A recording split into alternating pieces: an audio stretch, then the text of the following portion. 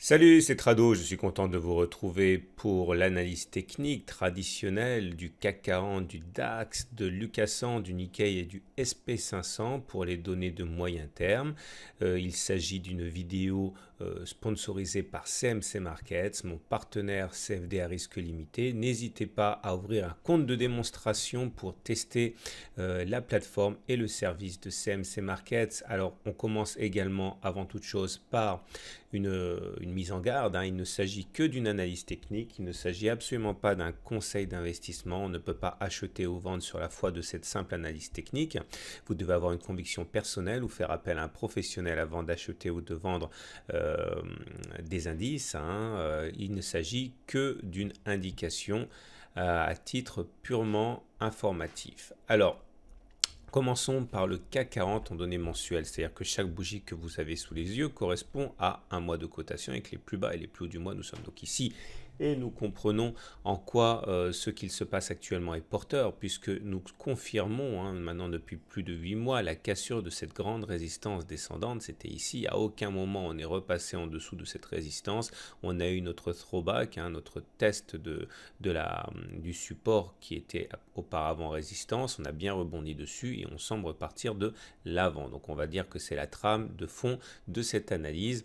Également, nous avons ici en données toujours mensuelles les raisons de penser qu'un retour sur les 5650 est hautement envisageable. On verra les conditions pour le faire, mais pour l'instant, on voit que le rebond sur cette oblique ascendante de moyen terme a bien eu lieu, une fois de plus, j'ai envie de dire, et donc les 5650 sont envisageables, et pourquoi pas après les 5800 si on passe les 5650, voire même 6160, mais vous aurez compris, il faudra déjà s'affranchir des 5800. Inversement, une cassure du support des 5300 pourrait nous amener beaucoup plus bas, mais pour l'instant, il n'y a pas de raison de privilégier cette option. Alors, voilà l'unité de temps hebdomadaire, c'est-à-dire que chaque bougie correspond maintenant à une semaine de cotation.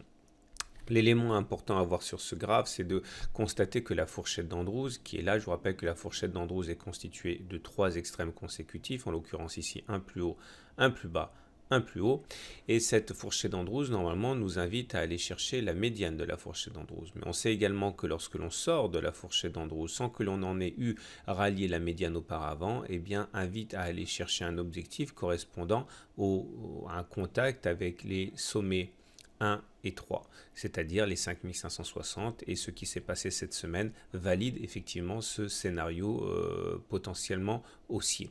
Il faudra bien sûr entre-temps se débarrasser des 5535, ce sera très important. Ces 5535 correspondent au plus haut de 2017 ici, et si on dépasse les 5535, les plus hauts de 2017, si on arrive à casser les 5535, on irait chercher des niveaux qui correspondent à des plus hauts à des zones qui n'ont pas été visitées depuis 2007. Donc on comprend la difficulté qu'il y a à passer cette zone.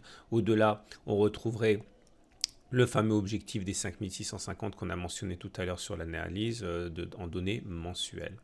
Par contre, un rejet des 5535 nous amènerait sans doute à 5400 quasiment en ligne droite, puisqu'on n'a pas grand-chose pour nous empêcher de descendre avant ces 5400 correspondant à une résistance ici qui a été cassée.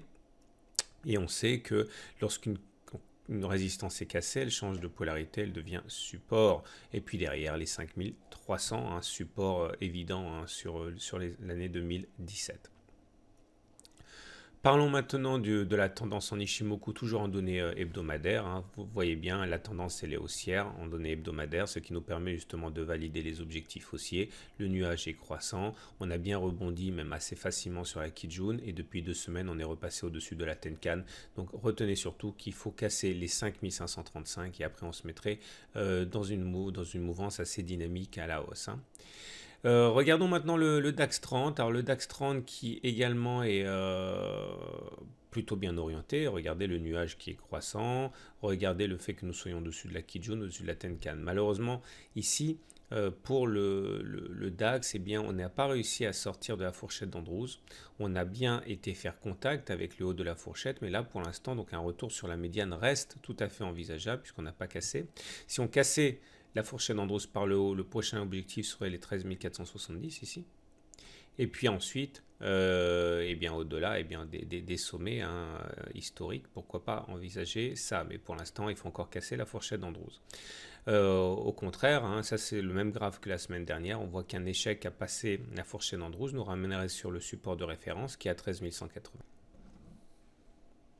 Si on devait casser effectivement les 13 180 hein, qui ont joué un rôle de support, eh bien l'objectif serait d'aller chercher 12 870 correspondant à ce niveau de résistance ici, qui a été une fois cassé ici, eh bien devenu support.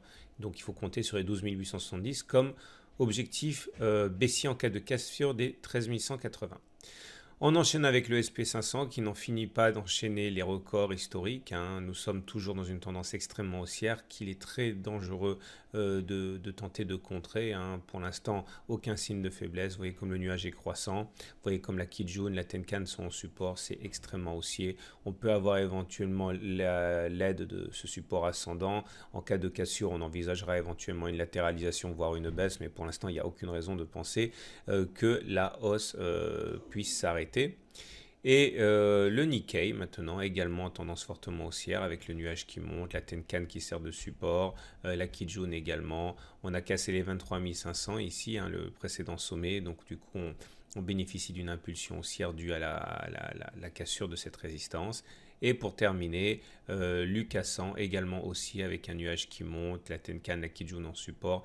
On a latéralisé assez longtemps en dessous des 7600 et une fois qu'on l'a eu cassé, c'était il y a 3 semaines, enfin 4 semaines, eh bien on a bénéficié d'une impulsion haussière. Tant qu'on reste au-dessus, il n'y a pas de raison de s'inquiéter. Voilà ce qu'on pouvait dire pour l'analyse technique des grands indices. Je vous souhaite une très bonne semaine et je vous dis également à la semaine prochaine.